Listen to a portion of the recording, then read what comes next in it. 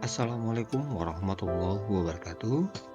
Perkenalkan, saya Ade Marulito Adongoran, peserta diklat calon guru penggerak dari Kabupaten Labuan Batu Selatan. Kali ini saya akan memaparkan koneksi antar materi pada modul 2.1 pembelajaran diferensiasi. Apa itu pembelajaran berdiferensiasi? Pembelajaran berdiferensiasi adalah salah satu strategi pengajaran kepada murid yang mengakomodir kebutuhan belajar murid yang berbeda-beda. Pembelajaran berdiferensiasi memberikan ruang yang sama bagi murid untuk menumbuhkan minat dan bakatnya saat belajar di kelas. Pembelajaran berdiferensiasi adalah bentuk keadilan dalam memenuhi kebutuhan belajar murid yang beragam. Lalu, bagaimana pembelajaran berdiferensiasi ini dapat diimplementasikan di dalam kelas? Sebelum melakukan pembelajaran berdiferensiasi, ada 3 langkah yang perlu kita lakukan. 1. Menentukan tujuan pembelajaran. 2. Menentukan kebutuhan belajar murid. 3. Menentukan strategi dan instrumen penilaian. Dalam hal memenuhi kebutuhan belajar murid, guru harus mengetahui dan memetakan kebutuhan belajar muridnya. Setidaknya ada 3 aspek data yang harus dipetakan oleh seorang guru mengajar, meliputi 1. Kesiapan belajar murid atau readiness. 2. Minat murid. 3. Profil belajar murid. Untuk memenuhi kebutuhan belajar murid, kita dapat mengidentifikasi melalui mengamati perilaku murid, mengidentifikasi pengetahuan awal, mereview dan melakukan refleksi terhadap praktik pengajaran, berbicara dengan guru murid sebelumnya, membaca rapor murid dan dari kelas mereka sebelumnya, kemudian menggunakan berbagai penilaian formatif dan diagnostik.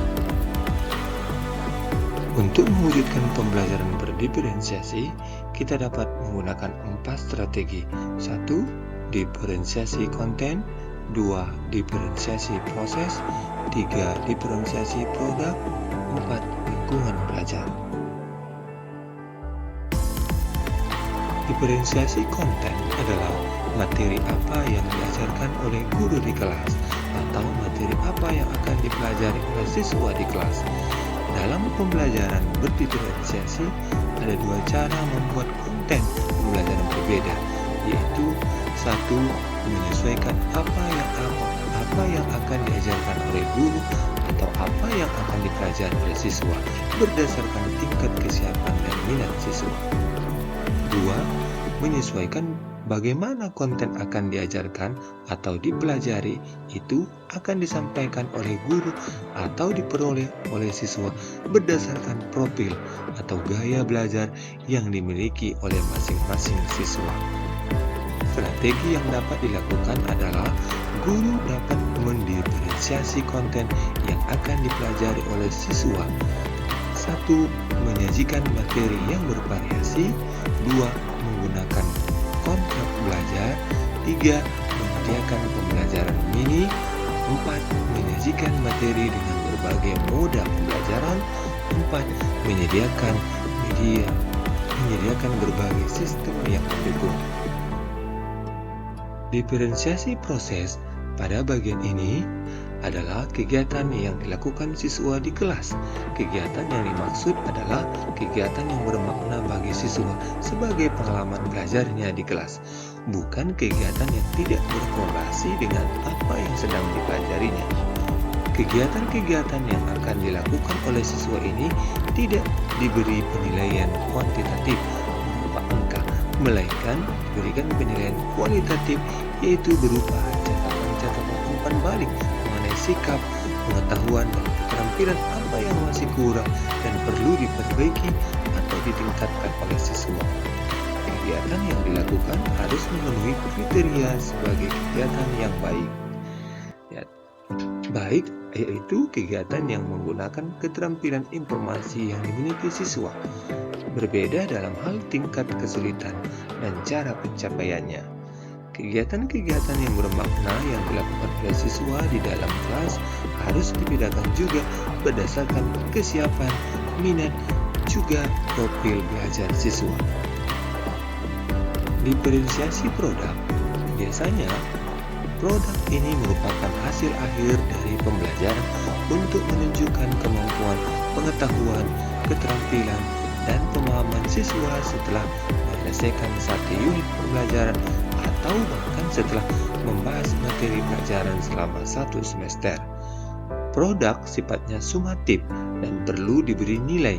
Produk lebih membutuhkan waktu yang lama untuk menyelesaikannya dan melibatkan pemahaman yang luas dan mendalam dari siswa.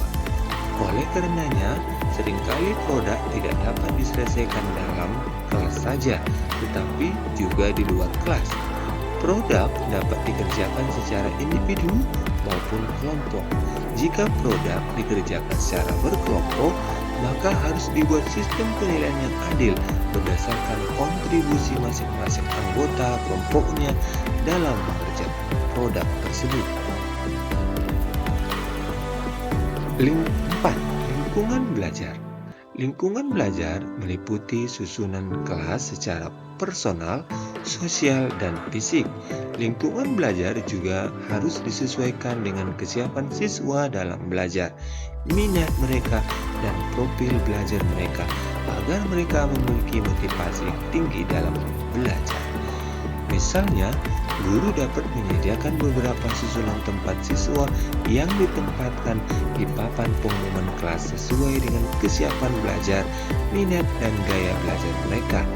Jadi, siswa dapat duduk di kelompok besar atau kelompok kecil yang berbeda-beda, dapat juga bekerja sama secara individual maupun berpasang-pasangan.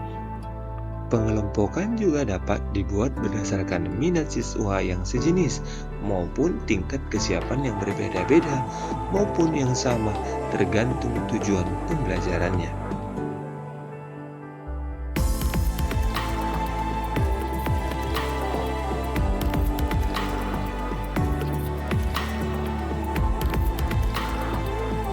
Kaitan antar materi modul 1 dengan modul 2.1 yaitu modul 1 menjelaskan tentang filosofi Ki Hajar Dewantara, nilai peran dan guru penggerak, visi murid merdeka belajar, serta penerapan budaya positif di sekolah.